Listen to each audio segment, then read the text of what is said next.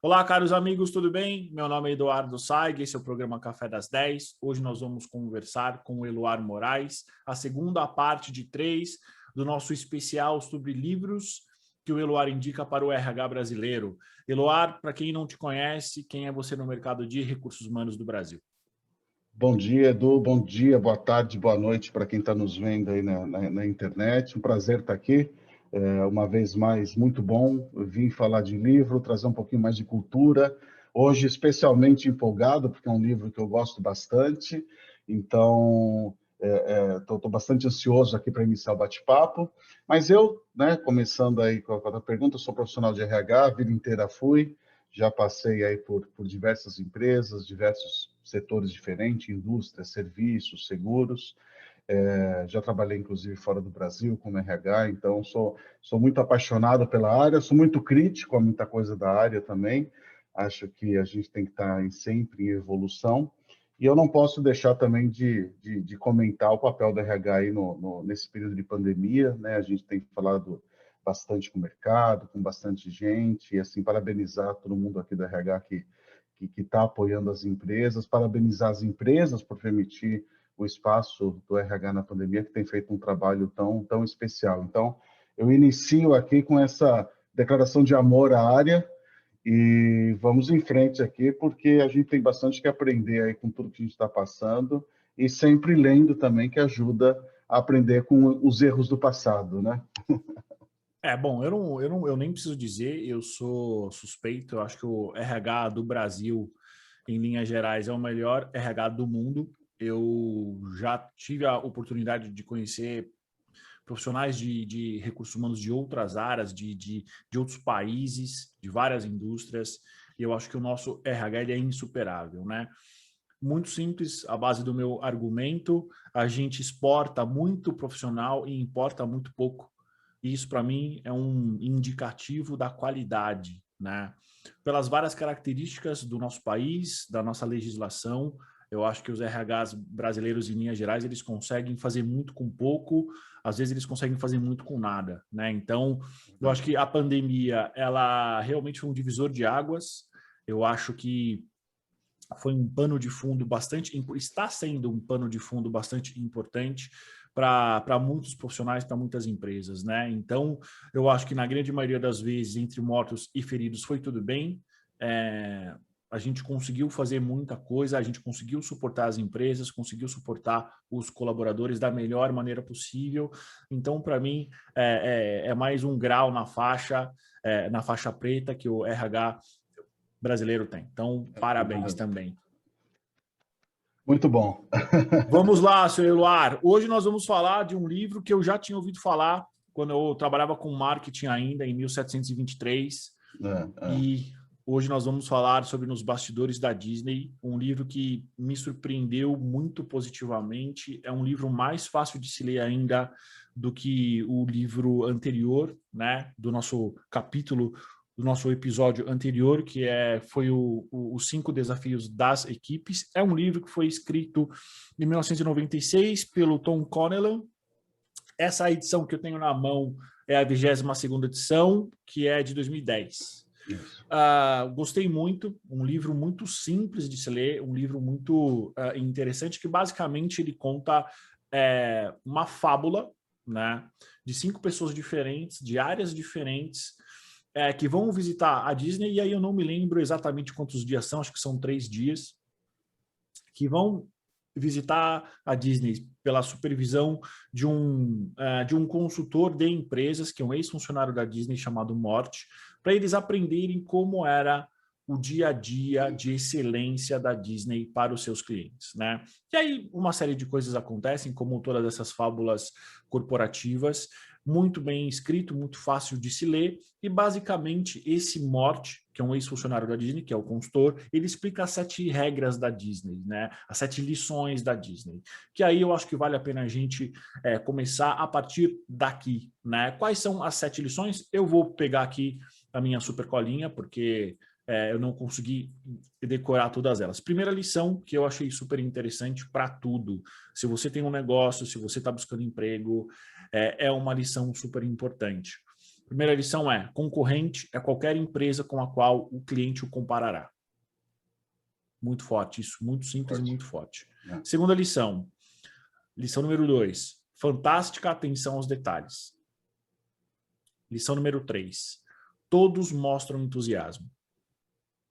Lição número 4, tudo mostra entusiasmo. Lição número 5, múltiplos postos de escuta.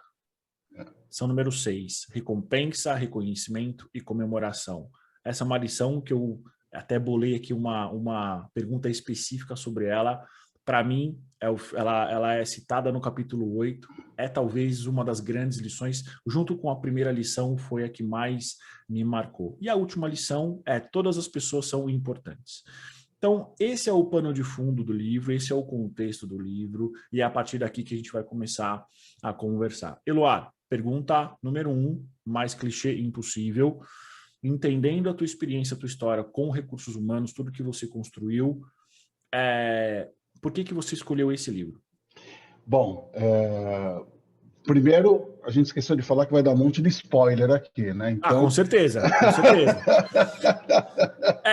É um livro que tem, sei lá, já vai fazer quase 30 anos. Então, vocês vão me desculpar, mas não é tão spoiler assim, né? Venhamos e convenhamos. Então vale sempre essa ressalva.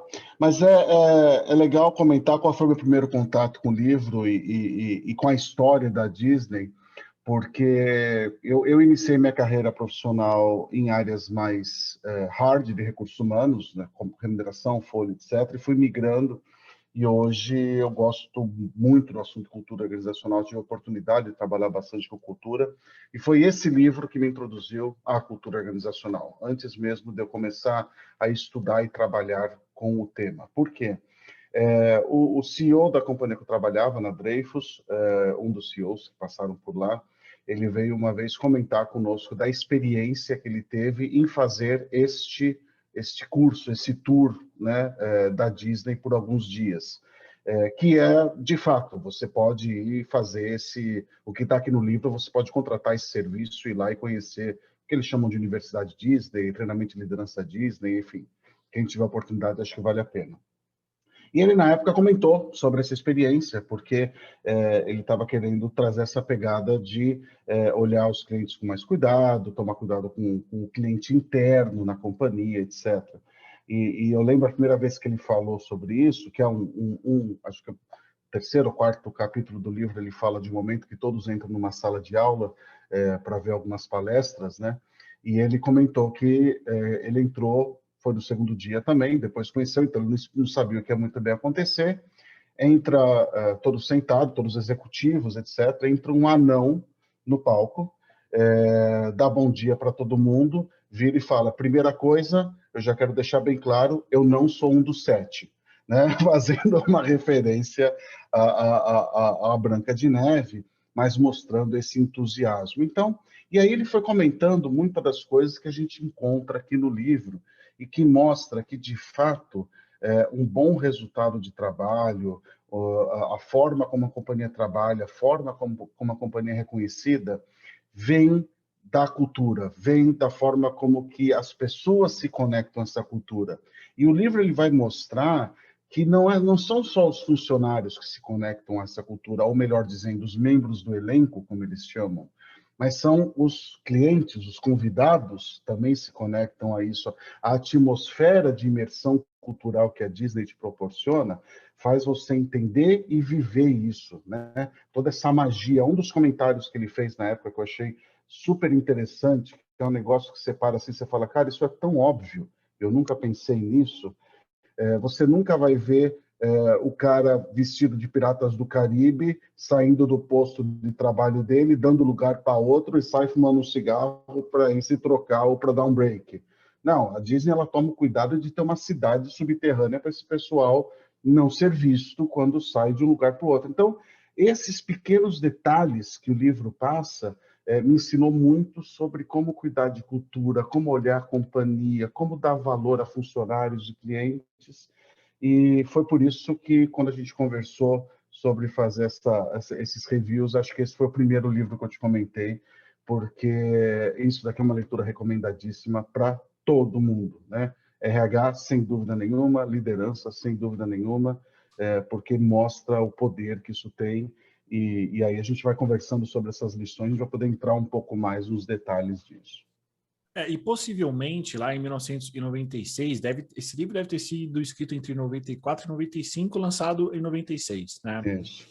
Lembrando sempre que, sei lá, 25 anos atrás as coisas não eram tão rápidas quanto são hoje.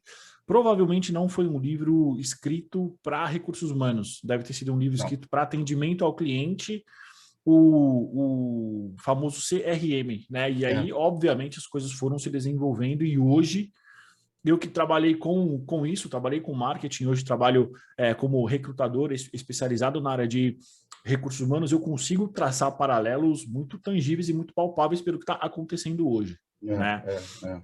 Em linhas gerais, Eloar, dentro das 7 lições, quais são as lições? E eu sei que é muito difícil porque parece que todas as lições importam para o RH, né? Mas na tua concepção, na tua visão, das 7 lições, quais são talvez as 2 ou 3 lições mais importantes que você acha pro RH? Ao invés de nominar lições aqui, Edu, eu prefiro até falar assim, o que me fica muito na cabeça quando eu penso sobre cada nisso. uma delas? Porque eu acho que todas essas lições você acaba conseguindo aglutinar em coisas menores, assim, né, em grupos, né? Então, a primeira questão no RH, a gente fala muito de competição de mão de obra, de employer branding, etc. Esse é o primeiro capítulo do livro, né? Assim, as pessoas, o cliente ele vai comparar a sua empresa não só pelo produto que ela faz, não só pela necessidade que ele tem, mas pela experiência que vai ter. Então, o livro já na primeira lição ele já deixa muito claro que se você trabalha na Elliott Scott, por exemplo, que é uma consultoria, o cliente que vai usar o serviço da Elliott Scott vai comparar o nível de serviço da Elliott Scott com a Uber, que são empresas que têm serviços completamente diferentes, mas a experiência do cliente é a interação com o fornecedor, com a empresa. Então, isso, quando a gente fala de competição de mão de obra, é muito importante, porque a gente tem muito essa questão, essa concepção na RH de trabalhar muito nichado. Né? Se eu trabalho numa empresa de indústria financeira, eu vou me preocupar com o que outra indústria financeira está fazendo. Mas o mundo não é mais esse, né? Hoje você tem uma competição de mão de obra. As pessoas elas estão mais preparadas, você pode trazer gente de outras indústrias, então não adianta você querer fazer as práticas que o seu mercado está fazendo. Faça as práticas do que o melhor de qualquer mercado está fazendo, né? Então, acho que essa é a primeira lição para RH. Quando pensar em employer branding, quando pensar em forma de contratação, de atração, não pense só no que você está trabalhando, saiba que você vai ser comparado com tudo. E depois a gente pode até entrar um pouco mais nessa lição, que eu acho que ela é importante não só para RH, mas também muito importante para as empresas. A segunda questão, que é a questão dos detalhes, né? É fantástico. Assim, no livro a gente vê coisas, eles comentando que até os próprios personagens questionam, mas isso não é um pouco de exagero? Mas para eles é importante esse reforço. E para o membro do elenco, é uma forma de se conectar a essa cultura e para o convidado, sem ele perceber, é uma coisa que cria essa imersão mais profunda. E é uma forma de demonstrar o amor por aquilo que você está fazendo, né? Muitas vezes a gente se preocupa com os grandes feitos. Quando eu falo, às vezes, as críticas que eu faço a algumas coisas de RH, o RH às vezes tem a tendência de querer fazer grandes feitos e deixa os detalhes um pouco de lado. É aquela coisa, não adianta você ter um melhor sistema de desenvolvimento de pessoas, você ser top of mind em treinamento e desenvolvimento e errar na folha de pagamento. A tua percepção de qualidade vai ser péssima, né? Então, o livro ele traz isso, o livro ele traz detalhes das atrações que, assim, acho que nenhum especialista conseguiria identificar, mas aquilo é importante para a experiência total e como aquilo funciona. O outro ponto que eu acho fundamental é a questão dos múltiplos pontos de escuta, né? A Disney, sim, busca entender a satisfação do cliente, faz pesquisa, ela tem um papel que eles chamam dos super greeters, que são pessoas que vão ali perguntar para o cliente como está sendo a sua experiência, mas é papel de todos estar com uma escuta ativa, entender naquele momento qual a necessidade do cliente, o que ele está passando, fazer um agrado, né? Então, assim, o livro ele passa diversas situações onde que um membro do elenco ouviu um casal conversando ou uma família conversando e ele percebeu que tinha algum problema ou tinha alguma coisa que podia ajudar e foi lá e ajudou. Então, assim, não espere uma pesquisa anual para você fazer o seu melhor. Não espere, não precisa formalizar as coisas, né?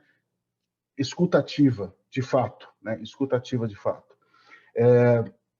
O cuidado que eles têm, outra coisa que me marca também, o cuidado que eles têm em criar soluções individuais, né? Milhares de pessoas visitam a Disney por ano. Milhares de pessoas consomem os produtos da Disney. Então, assim, um cliente insatisfeito, uma criança que perdeu um boneco no meio do caminho, ou teve uma experiência muito agradável numa atração, ia fazer tanta diferença assim? Talvez na cabeça de muita gente não, para eles faz. Então, assim, quando a gente lê o livro, a gente vê alguns exemplos de como eles lidam com algumas situações. Chega a ser emocionante, chega a ser emocionante. Tem uma parte, inclusive, que eu até comento no review escrito, uma história de uma criança que está com uma doença terminal, inclusive, e eles encontram uma solução que a família depois manda uma carta agradecendo, que semanas depois a criança veio a falecer, mas que aquilo fez uma diferença muito grande. Isso só acontece se você tem, de fato, amor pelo que você faz, né? Isso só acontece se você de fato está preocupado com o propósito, está preocupado com a cultura. E aí eu entro nesse meu último ponto. Isso tudo, de certa forma, está escrito em algum lugar na Disney, né? Existem políticas, existem manifestos, existem processos, procedimentos, mas isso são parâmetros, né? Não são coisas que você tem que seguir estritamente. E esse é um ponto importante. A gente tem muita mania de achar que se a gente definir uma política, as pessoas vão seguir aquilo. Você está colocando todo mundo, né, numa linhazinha. Não precisa. Quando você tem algo mais forte, algo em que as pessoas se importam, elas vão fazer aquilo sem precisar de regras estabelecidas. Dá o espaço, deixa as pessoas entregarem o melhor dentro do que você tem de melhor. O livro ele mostra situações de ex-funcionários da Disney que são reconhecidos como pessoas que trabalharam na Disney na forma como elas trabalham nos empregadores atuais, né? Tem um outro livro também que depois a gente vai colocar aí no link, que é o Jeito Disney de Encantar Clientes, que tem outros exemplos nesse sentido, de pessoas que estão trabalhando em outros hotéis, outros resorts ou outras indústrias, e alguém que conhece a Disney fala, pô, você trabalha na Disney já, estou percebendo pelo teu jeito, né? Isso nos torna parte dessa história, parte dessa cultura. Então, para mim, eu acho que o resumo das lições, né, sem falar delas individualmente, acho que aqui eu tentei dar uma englobada um pouco de tudo isso. Não me peço para repetir no detalhe, senão eu me mato aqui, porque eu vou me empolgando e vou me apaixonando também com esse negócio. Fica tranquilo, Luar. A minha próxima pergunta é sobre o capítulo 8, que para mim foi um capítulo que marcou bastante, que é um capítulo que ele fala sobre recompensa, reconhecimento e comemoração. Em linhas gerais, é um capítulo que fala sobre como a gente mantém, de fato, alguns comportamentos, como a gente mantém uma ideia que se torna uma crença, que se torna o dia a dia, né? Se torna a cultura de um lugar. E aí eu quero te perguntar o seguinte, qual a diferença entre recompensa e reconhecimento? Eventualmente não só, obviamente, na diferença das palavras, mas no dia a dia de uma empresa. Porque eu percebo que tem muitos candidatos, tem muitos profissionais que eles reclamam disso, né? Poxa, Eduardo, eu fui reconhecido, mas não fui recompensado. Poxa, Edu, fui recompensado, mas não fui reconhecido. E eu acho que isso é um ponto que pode parecer lógico, como tudo é, mas é muito pouco explorado. Então, qual a diferença entre recompensa e reconhecimento? E esse dilema que você comentou dos candidatos, eu não sei o que é pior. Ser recompensado, não ser reconhecido, ou ser reconhecido, não compensado. Esse é difícil. E o livro ele fala disso de uma forma simples, mas muito impactante. Ele coloca recompensa é água, reconhecimento é comida, né? Obviamente, sem a recompensa, sem a água, você morre em poucos dias, não tem jeito. Mas sem o reconhecimento, sem a comida, você demora um pouco mais, mas você vai morrer também do mesmo jeito, né? Então, muitas vezes, você vê muita empresa, falando, não, se eu estou pagando bem, eu não preciso reconhecer, não preciso dar feedback, as pessoas estão aqui porque precisam de dinheiro, porque precisam sobreviver. Não, de fato, as pessoas precisam sobreviver, mas elas vão se conectar muito mais quando elas estiverem se importando com aquilo, com o que você está fazendo e estiverem sendo reconhecidas. Isso não é uma questão financeira, isso é uma questão de forma, de celebração, de como a coisa funciona. O livro ele traz esses reconhecimentos que vêm dos clientes, que são as cartas, eles fazem questão de chamar todos os membros do elenco, falar, olha, recebemos aqui uma carta de um cliente que disse isso, aquilo, algumas vezes pode ser nominal a um membro do elenco, ou a um grupo do elenco em geral, assim, né, sem uma pessoa específica, mas esse é um momento muito importante para eles, porque reforça a forma como eles estão fazendo. Não é uma questão de dinheiro, é uma questão de o que eu estou fazendo fez a diferença para as pessoas, né?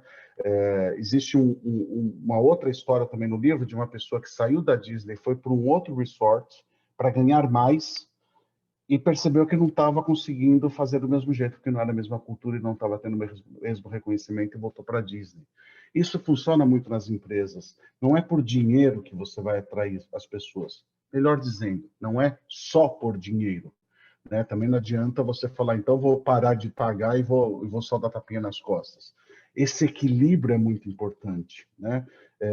Essa geração hoje mais jovem, né, os millennials, não gosto muito dessas classificações, mas o fato é, essa geração ela tem um apetite financeiro diferente do que a gente tinha no passado. Né? A década de 80 era show me the money. Né?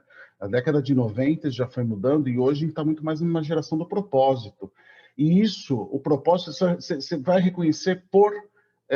Você vai celebrar por reconhecimento, não é simplesmente por dinheiro. Então, acho que a lição que fica para as empresas é o seguinte: cuide bem da parte financeira, né? Dê os incentivos que você tem que dar, mas não é isso que vai segurar o funcionário. Não é isso que vai manter a pessoa engajada na empresa. O que vai manter é o propósito e a forma como esse propósito é reconhecido e celebrado. Não tenha vergonha em reconhecer publicamente os bons atos, em utilizar os bons atos como exemplo. Obviamente, converse sobre os erros também, de uma forma mais discreta, né? É importante também, mas você manter as pessoas incentivadas, motivadas, dê bastante comida, né? Que é o reconhecimento. Não deixe de dar água, que é a recompensa, mas a comida é tão importante quanto. Excelente, Loar. Ainda um pouco sobre esse tema, né? Como eu falei, esse livro deve ter sido escrito entre 94 e 95, foi lançado em 96. Todo mundo sabe que depois a Disney teve alguns desafios quanto ao mercado. A pergunta que eu te faço é: como é que a gente ajusta a crença da performance, né, do negócio? Eu vou refazer a pergunta, porque ela é uma pergunta complexa. Como a gente ajusta a crença que deu origem ao negócio aos desafios que o mercado traz contra essa crença? Talvez tentando ser menos confuso. O que me trouxe aqui não necessariamente vai me levar até onde eu quero chegar. Como que eu chego nesse novo lugar sem mudar muito a minha crença? Eu vou até um pouco mais além. Eu vou pegar a tua pergunta e vou colocar até mais uma pimentinha para Ótimo, temperar um pouco a ótimo. pergunta, porque eu acho que o maior desafio de uma empresa que tem uma cultura muito forte, como a Disney, que tem esse conjunto de crenças muito forte, o maior desafio não vem de fora, vem de dentro. Porque você, quando chega num estado de perfeição, entre aspas, né, ou no modelo que você considera perfeito, você beira a arrogância.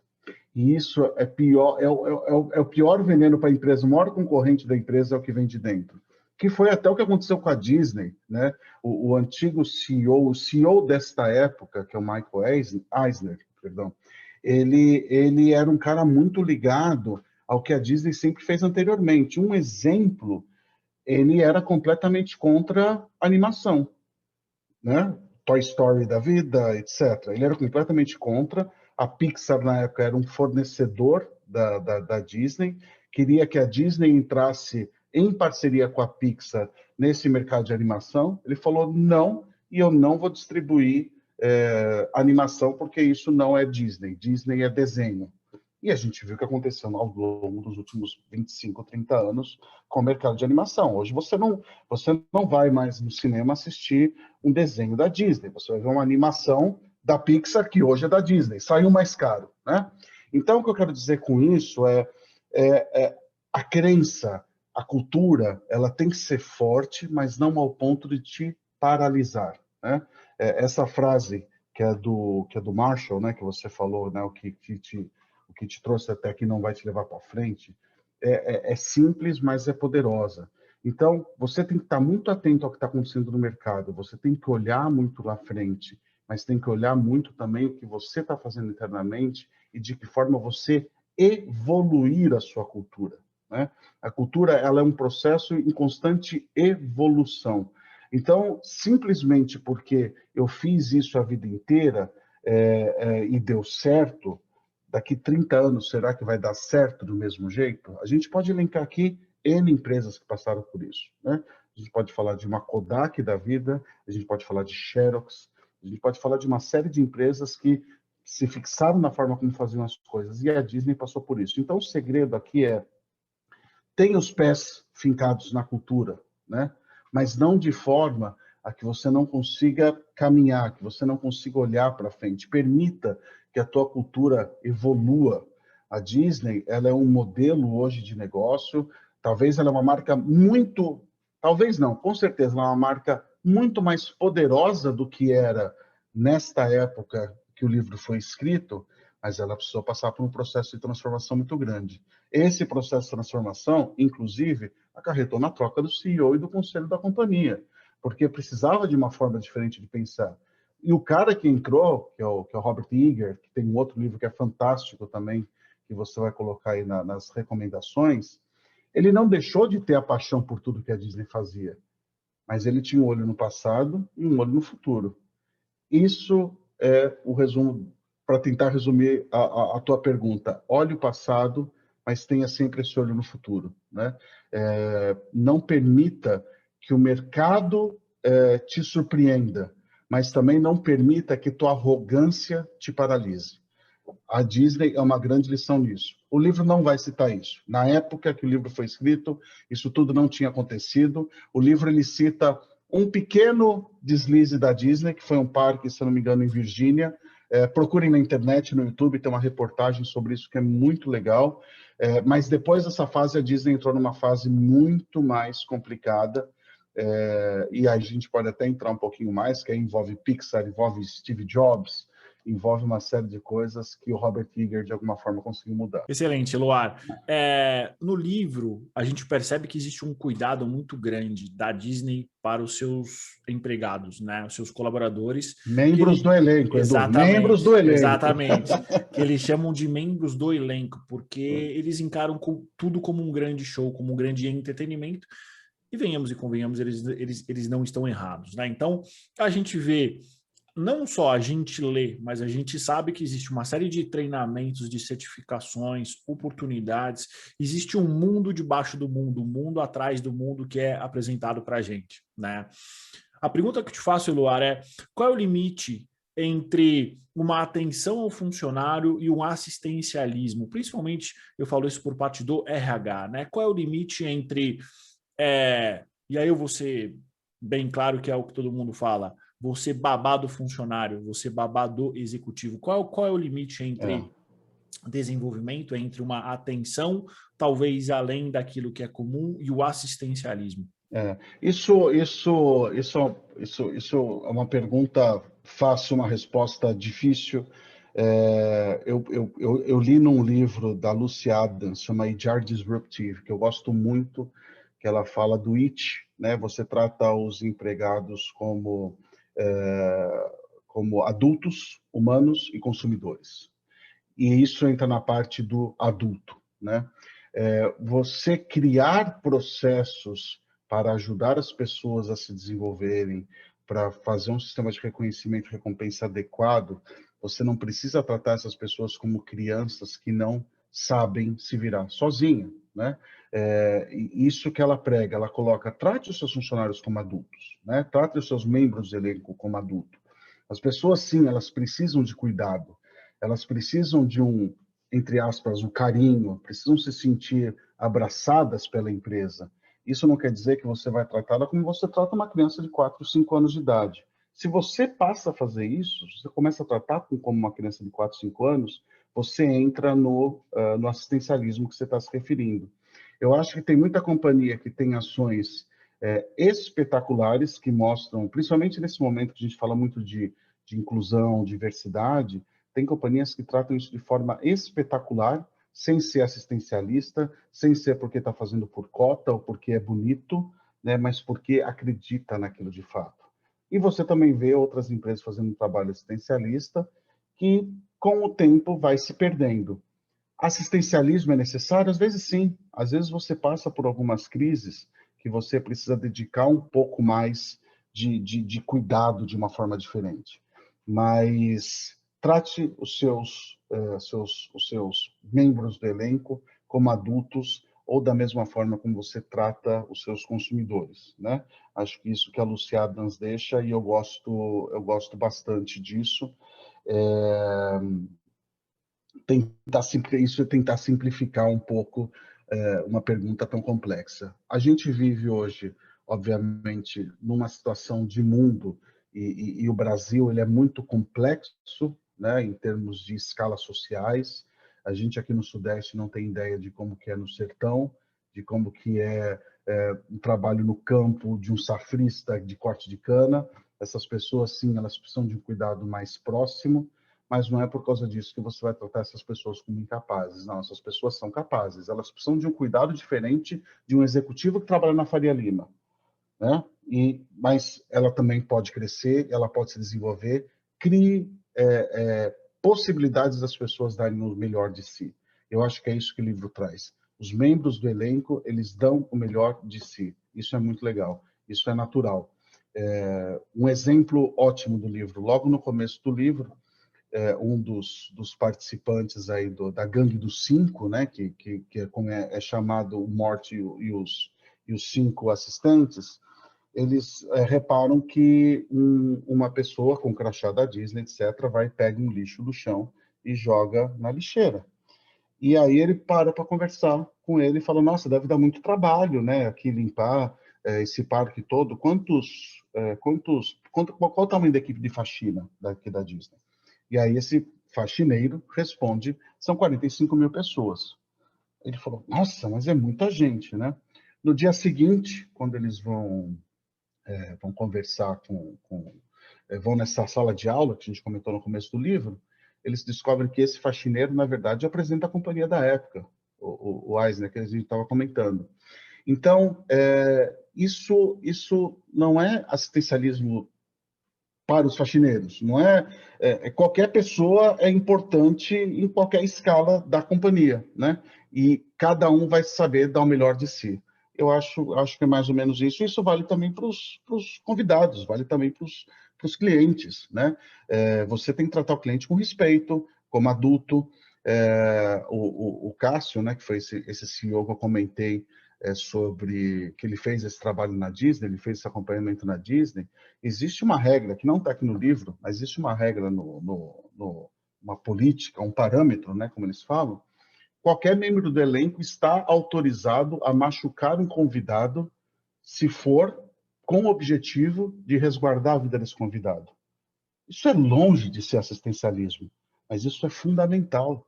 Isso é fundamental. Ou seja, se ele precisar pegar um convidado, empurrar o convidado, jogar ele no chão com risco de machucar, para evitar que esse convidado sofra algo mais grave, ele pode fazer isso. Ele pode fazer. Então, assim, isso eu acho que é muito importante. Você vê todo o cuidado que a empresa tem, mas não é assistencialismo, é uma questão de querer cuidar de fato, proteger a vida humana. Excelente. Eloar, o que mais você gostaria de falar sobre esse livro que eu não te perguntei? A gente falou da questão aí do cuidado com os detalhes, né, que eu acho que é uma coisa muito bacana. Aqui eu queria passar, por exemplo, Tem uma cena no livro específica que fala da pintura do carrossel, que é feita com tinta de ouro, etc. Quem vai usar o carrossel são as crianças, elas não vão saber a diferença de uma coisa e de outra. E o negócio é cuidado constantemente. Todos os dias existe essa manutenção que não fica nos olhos de ninguém. Então, acho que isso demonstra o cuidado que você tem, não importa qual público que você está trabalhando, né? Eu vou fazer uma correlação aqui. Ali quem está sentando para brincar no carrossel é a criancinha que vai segurar no carrossel, aquilo vai descascar todos os dias, eles vão pintar todos os dias aquilo. Eu acho que para a gente fica essa lição, principalmente quando a gente fala de Brasil, que a gente comentou dessas diferenças sociais, não importa para que público você está trabalhando, dê o melhor de si, né? Faça o melhor. Você, como RH, entregue o melhor, faça o melhor processo de seleção. Se você estiver contratando um menor aprendiz, trate-o da mesma forma como você vai tratar um alto executivo, um C-level, no momento da contratação, né? As pessoas, elas têm necessidades diferentes, mas todos têm necessidade, todos têm a preocupação de ser bem atendidos e ser bem cuidados. Eu acho que isso é uma lição que fica para o RH e para a empresa como um todo quando trata a questão de cliente. Também é inevitável fazer comparação da Disney com outras empresas de outros setores, né? A gente aqui no offline, a gente chegou a conversar de alguns exemplos. A gente falou, por exemplo, da própria GE, né, que teve um ícone de administração que foi reconhecido por todo mundo, Jack Welch, que foi fundamental no crescimento da GE. E é um cara que transformou o mercado, né? Não da GE, o mercado mundial. Assim, há sistemas de avaliação de desempenho, colocar as pessoas do Nine Blocks, etc. Isso nasceu desse cara, assim, né? Dessa busca da GE pela melhor qualidade. E hoje você vê a GE desmontando muito disso, né? Ah, porque estava errado? Não, não é porque estava errado, é porque naquele momento foi fundamental. A empresa cresceu, a empresa se desenvolveu, só que chega um momento que você precisa começar a rever esses processos. Então, é impossível não fazer esse paralelo entre a Disney e essas outras empresas, né? Hoje em dia, existem até algumas pessoas que podem até demonizar um pouco o que o Jack Welch fez no passado, mas foi importante para aquele momento, né? Tudo é uma questão de crescimento, de evolução. Se a gente não tivesse passado por aquilo, hoje a gente não ia ter o nível de consciência, de governança, de cuidado, de desempenho que a gente tem hoje, né? Então, acho que isso é uma outra lição que fica do livro, né? A evolução é importante, os erros são importantes, os erros que a Disney cometeu no passado são importantes, né? Essa questão que a gente comentou rapidamente aqui do Steve Jobs com a relação com o Eisner e depois com o do Robert Iger é impressionante porque assim o Steve Jobs notoriamente um gênio, mas também notoriamente um cara super difícil e ele estava pouco se preocupando se iam gostar ou não. Quando ele decidiu, se o Eisner não quer fazer negócio comigo, eu também não vou fazer negócio com a Disney at all, né? E isso foi ruim para ele, foi ruim para a Disney, só que o Steve Jobs foi mais esperto nesse sentido, trouxe pessoas importantíssimas da Disney para dentro de casa, montou a Pixar, lançou Toy Story e a partir daí mudou a indústria do cinema. Mudou a indústria da música com iPod, porque ele não tinha nenhuma amarra, nenhum compromisso com o que é tradicional. Quando a Disney percebeu que estava perdendo mercado e colocou Robert Iger para fazer essa mudança de direção, aí você vê hoje a Disney tendo que correr atrás do prejuízo, investindo muito mais dinheiro, adquirindo coisas que podia ter feito no passado, só que se permite a trazer nova cultura, se permite a trazer um novo respiro. Há 30 anos atrás, se você fosse num parque da Disney, você ia ver produtos somente Disney, você ia ver coisas somente que foram desenvolvidas para Disney. Hoje você tem um parque Star Wars dentro da Disney, você tem um parque Toy Story, que na época era Pixar, hoje é Disney, mas eles se permitiram. Então, essa lição é importante. A cultura organizacional ela tem que ser muito forte, mas ela não pode ser impermeável. né? Ela tem que ter uma casca de proteção para você manter aquilo que funciona, mas essa casca de proteção também ela tem que permitir que entre um respiro, né? E você conseguir evoluir em cima disso. Então, acho que quando você lê esse livro, tenha em mente isso e tenha em mente empresas que cresceram, evoluíram e hoje já não existem mais, ou empresas que se reinventaram, né? Ou empresas que mudaram completamente de mercado. Você pode pegar várias aí no mercado que hoje você não ouve nem mais falar a respeito, e você pode pegar outras que mudaram completamente de direção. A Disney, eu acho que ela mudou de direção, mas não deixou de ter a essência dela muito forte, os objetivos dela muito forte, que vieram do fundador, né? Só que uma coisa, só para finalizar esse longo discurso, né? Uma coisa que é muito importante, há 30 anos atrás, você ia ver Walt Disney Company, né? Porque é ligado ao fundador. Hoje é Disney, né? Então, assim, ou seja, a empresa é a mesma, os princípios são os mesmos, só que não necessariamente eu preciso também carregar o fardo também de ter somente aqueles valores. Vou trazer o melhor do Disney, mas eu posso não ser Walt Disney, eu posso ser algo diferente.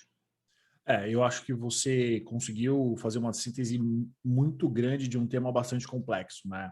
Eu acho que, em linhas gerais, a Disney ela manteve, talvez, um dos pilares do Walt Disney, que é o entretenimento. E aí eu acho que, ao longo do tempo, teve uma fusão entre a crença do fundador mais a crença dos líderes de negócio, É. né? E aí você vai vendo, a gente teve e tem a sorte de ir acompanhando essa história se desenvolvendo, né? Eu vou um pouco mais além nessa questão da crença do entretenimento do fundador. Eu acho que o Disney, o Walt Disney, acima de tudo, ele tinha essa questão da imersão, ele tinha essa questão do cuidado, né? O livro fala rapidamente, eu não vou me lembrar exatamente qual que era a situação, mas dele ir num parque com a filha, antes de montar os parques da Disney, e ele ficava um pouco indignado com a falta de cuidado de algumas coisas. E ele, quando foi montar o Walt Disney, quando ele projetou os parques, ele foi cuidadoso em cada detalhe de cenário, cada detalhe de dimensão de prédios, né? Você vê no parque ele falando assim, no livro ele falando, olha, o primeiro andar ele tem um pé direito de tanto, o segundo de tanto, o terceiro de tanto, para dar a impressão que é maior ainda. E isso foi muito idealizado pelo Walt Disney, né? No outro livro que eu te comentei, por exemplo, no Jeito Disney de Encantar Clientes, ele fala muito da árvore da vida que tem no Disney, esqueci o nome do parque, acho que é Adventure, alguma coisa assim, é o parque que tem o Everest, lá que é o parque mais florestal da Disney, e ele fala do cuidado que ele teve na quantidade das folhas que eles utilizam, que é artificial, mas assim, aos olhos, assim, parece um negócio natural. Então, assim, ele tinha essa preocupação muito grande com isso. No fim das contas, o que o Disney era, o Walt Disney era um amante por aquilo que fazia, né? E isso passou para gerações. Então, eu acho que ele tinha essa preocupação com entretenimento, mas ele tinha uma preocupação com entretenimento autêntico, né? Com o que ele poderia, de fato, entregar para quem quisesse compartilhar daquela experiência. E como sempre a gente ouve essas histórias, foi um cara que no momento da carreira foi desacreditado, né? Foi um cara que no momento da carreira tentou ser um cartunista, alguém virou para ele e falou assim, meu amigo, você não tem talento nenhum para esse negócio. O primeiro personagem dele não foi o Mickey, foi o Oswald, que era um coelho, muito parecido com o Mickey, diga-se de passagem, mas que ele vendeu por merreca, porque assim precisava sobreviver. Mas assim, aquele cara desacreditado, mas que acredita em si mesmo, né? Então, quem tiver a oportunidade de ler sobre a história do Walt Disney, que era esse cara apaixonado, que assim como outros gênios foi um cara desacreditado, mas que acreditou em si mesmo e fez esse universo que a gente está comentando hoje. Olha na sua casa, olha o que você tem assistido. Se não tiver um pouquinho de Disney, meu amigo, você não mora nesse planeta. Tudo tem um dedo dele. Inclusive, tem até uma fonte de letra chamada Disney. É, A fonte de letra que dá até para você usar no Word chama-se Disney, né? é, é. Eluar, vamos falar sobre o próximo livro. Qual o livro que você escolheu e dá só um pitacozinho do porquê que você escolheu e do porquê que é importante para os profissionais de recursos humanos. Já vou colocar ele aqui na telinha. É. Eu acho que a gente passou por dois livros que são mais leves, são duas fábulas, mas que bate muito com esse livro, que é Mentalidade de Fundador. Acho que o título é autoexplicativo, né? Hoje a gente vive muito nesse mundo das startups, a gente vive muito no mundo das coisas acontecerem muito rápidas e as empresas buscando uma reinvenção constante. A mentalidade de fundador é isso. A gente vai falar um pouco das empresas que nascem no mercado como empresas revolucionárias, crescem, se encaretam e travam e depois são esquecidas, né? Então a gente vai falar um pouquinho desse livro, que não é um livro tão fácil quanto esses dois outros para a gente ler. É um livro que vai ser um desafio para a gente fazer esse review, porque é um livro que tem muito exemplo, mas que eu acho que é um livro fundamental para o RH e para a liderança ler em termos de como eu me reinvento, como eu me mantenho, como eu mantenho vivo a chama inicial de um negócio e como eu posso tentar engajar todas as pessoas num objetivo maior, que é o objetivo do fundador, né? Ninguém vai fundar uma empresa para deixar de existir em alguns anos. A pessoa vai fundar uma empresa porque ela tem um objetivo, porque ela tem um propósito, seja ele qual for. Eu quero montar uma empresa para ter um propósito financeiro, eu quero ficar rico daqui a 5 anos. É um propósito, né? Ou eu quero montar uma empresa para mudar o mundo, né? Para revolucionar o mercado, é outro propósito. E esse livro ele fala bastante disso, não vou dar muito spoiler, mas assim, acho que quem tiver oportunidade, interesse de ler esse livro antes do review, eu acho que vai ser bem interessante, porque é um livro bem mais denso, só que é uma leitura fundamental para os dias de hoje. Para quem está vendo, é esse livro aqui. Para quem está ouvindo também, A Mentalidade do Fundador, é do Chris Zook e do James Allen. Eloar, quero agradecer por mais esse episódio, por mais esse review. Gostei bastante. Você quer deixar aí algumas últimas palavras? Não, como sempre, agradecer também a oportunidade, né? Eu acho que cultura, leitura, né? Não só cultura organizacional, vamos falar de cultura em si, sempre é bom. Então, para mim, é muito gostoso falar sobre isso. Acho que me desafia, acho que te desafia também, sem dúvida nenhuma, a gente colocar a cara aqui para falar, com risco de falar alguma coisa errada ou alguma coisa que alguém não concorda, mas eu acho que, acima de tudo, é importante a gente poder transmitir isso, né? Então, te agradecer por isso. Uma coisa que eu gosto, que até a gente estava conversando offline também, é de ler outras coisas que vão contra o que a gente acredita. Nesse momento, eu estou lendo um livro que tem muita coisa que vai contra o que a gente vem lendo, o que a gente vem fazendo, e é legal a gente criar esse senso crítico, né? Então, recomendo a todos e peço a todo mundo aqui que está nos assistindo, né, que comentem também, entrem em contato com a gente. Acho que o mais legal desse tipo de trabalho é você compartilhar o conhecimento e abrir a discussão, né? Então, acho que é isso. Te parabenizar uma vez mais, parabenizar esse espaço que você tem aberto para a gente conversar dos livros e para os profissionais de RH, todos que passam pelo Café das 10. Que livro é esse, Eloar? São Fala para nós. os 9 mitos do trabalho. São os 9 mitos do trabalho. É um livro que saiu recentemente, foi lançado recentemente, 9 mitos sobre o trabalho. Esse livro foi lançado recentemente, estou pegando ele aqui para tentar mostrar a capa no meu Kindle aqui. Eu me rendi ao Kindle, tá? Deixar bem claro, assim, gosto bastante. E é um livro bem bacana, porque assim, ele traz coisas que são bem óbvias em termos do que a gente convive no dia a dia no mercado de trabalho, mas ele desafia algumas coisas. Teve um capítulo que eu já li ele 2 vezes, vou ler a terceira, que ele questiona o poder da cultura organizacional. Então, assim, acho que é legal a gente ler isso até para trazer perspectivas diferentes. Então, a gente pode até qualquer dia, talvez, fazer uma edição especial sobre isso daqui. Mas aí vai ser Alguém vai ser machucado nesse negócio. Vai ser tiro, porrada e bomba. Vai ser tiro, porrada e bomba. Talvez a gente converse com ele no nosso review de junho. Acho que pode ser um bom, pode ser aí uma boa meta. Claro que antes disso a gente vai se falando. Você já tinha falado para mim sobre esse livro, eu já coloquei aqui na minha listinha, já devo comprar ele entre hoje e amanhã, porque eu acho que todo tipo de provocação ela é interessante, eventualmente, para a gente mudar de ideia ou para a gente reforçar aquilo que nós pensamos. Basicamente é isso. E eu te digo uma coisa sobre esse livro aqui. Esse livro aqui é um dos poucos livros que eu estou tendo, que eu leio e releio o capítulo assim, na sequência, assim, porque é legal esse tipo de leitura que te desafia também, né? Que cria esse senso crítico. E tem muita coisa que você tira de lição, né? Vou voltar ao que eu falei no começo, eu acho que a gente tem que ser muito autocrítico de muita coisa que a gente faz e a evolução, a gente fala da evolução da cultura, que é não se amarrar às coisas, mas isso daqui vale para a gente também, né? Principalmente para a gente. A gente tem que ter a possibilidade de mudar, né? Eu acho que a gente tem um frame, né? A gente tem a nossa forma, mas também a gente tem que ter a possibilidade de mudar, sem mudar essa essência, mas de aprender e de crescer. Acho que é isso.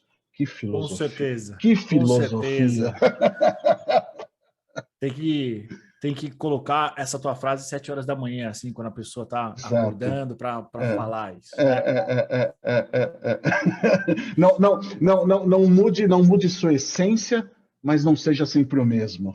Com isso encerro minha participação. Com isso a gente encerra. Excelente, Eloar. Muito obrigado pelo seu tempo. Obrigado por você estar compartilhando comigo conosco, com todos esses livros, todas essas informações. Bom, então até o próximo. O nosso próximo episódio vai ser no dia 25 de maio. É uma terça-feira também, 10 horas da manhã. Para quem está vendo a gente, para quem está nos assistindo, obrigado pelo seu tempo. Esse foi mais um Cafezinho das 10. Curta e compartilhe. E até o próximo episódio. Muito obrigado.